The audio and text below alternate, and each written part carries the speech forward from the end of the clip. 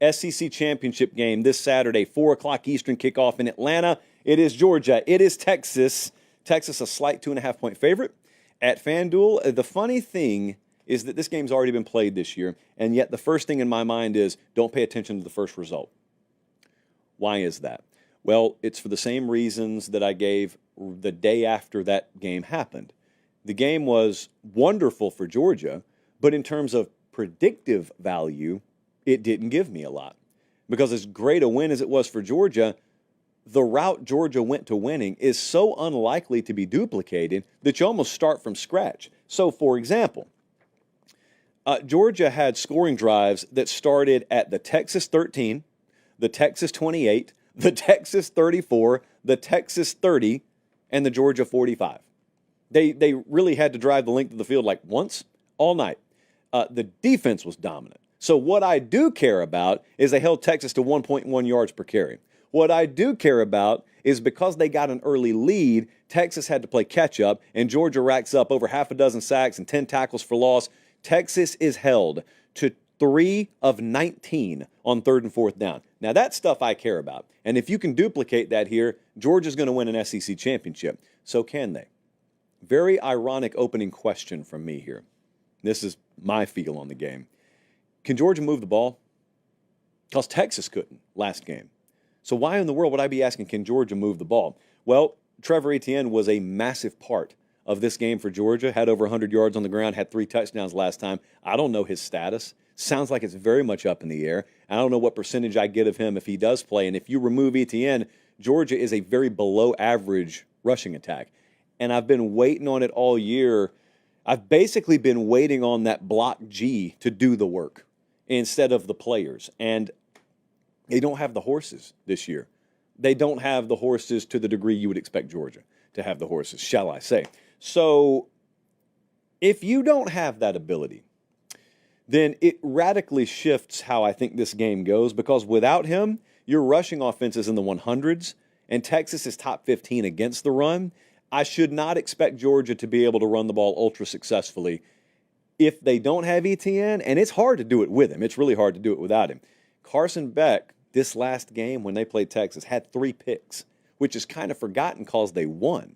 But he's got 3 picks in the last game, and if they can't run the ball effectively, and it's put disproportionately on his shoulders, I need to remind you that's a turnover-prone quarterback against the number 1 pass defense in FBS in Texas. So that's one dynamic that could radically alter this time around as opposed to last time around. The second thing that I'm paying attention to is Texas has to flat out play a different identity game. The way it went the first time, if you just turn the game on in the middle of it, Texas felt shell-shocked. The crowd did. They're completely thrown off their game script because of what Georgia's doing to them early. When Texas beat A&M the other night, afterwards, Steve Sarkisian said, about a month ago, we realized we were going to have to run the ball better. And we challenged our entire organization to do it. And so you've got guys stepping up that maybe you didn't even know about in the preseason. They've got to have a different identity game here. Texas has recruited and developed the kind of personnel that should be totally comfortable trading blows physically with Georgia. That's what they should be. It was not what they were the first time around. I'm saying it's what they should be. And I think a lot of people in that organization are really glad they get a second shot at that because they feel like they can do it. They can control the game, I think, a lot better on the ground this time around than they showed they could the first time. That would limit that pass rush greatly. That would avoid catch-up mode, getting down early and having to disproportionately throw the ball. I think Arch Manning's going to have a pretty big role in this game. He did last game against A&M. You could tell they really specified the way they were going to use him. I can't imagine Steve Sarkisian and that staff going back and looking at what Haynes King did to Georgia and not thinking to themselves, Arch Manning can do that. We got that skill set with Arch Manning. We probably have a better skill set, all due respect to Haynes King, and Arch Manning, just not as much experience. So I expect him to heavily factor in here, actually. The level of play from Carson Beck is the most important facet of this game. It's the kind of game where you got to forget what he has been all year. Because if you try and just think about what a guy has been, depending on whether you're a Georgia fan or you want him to lose, your mind will just draw on highlight mode.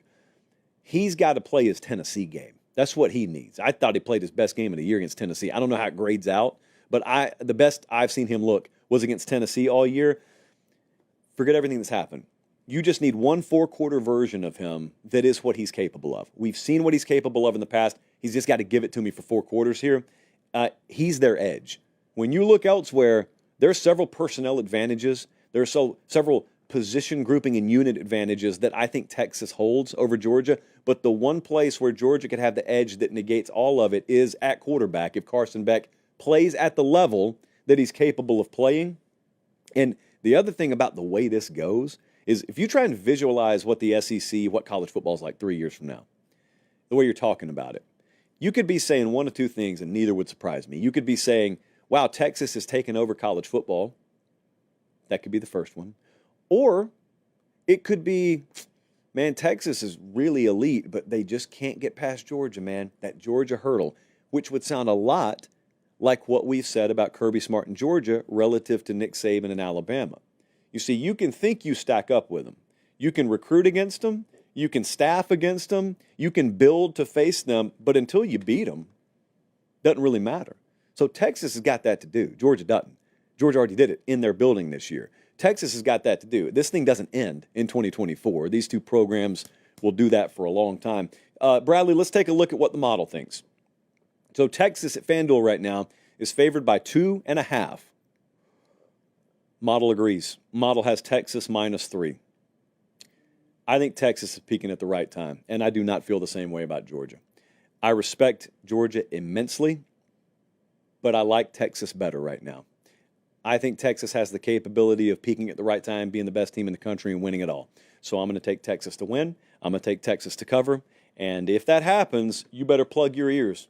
Because if those boys win the SEC, their first season in the conference, I'm holding my nose, not for myself, but for the rest of you. It wouldn't be ideal. Let me just put it that way. If you're not a big horns up person, it would not be ideal. The audacity to come in this league and win it the first year. Can you imagine?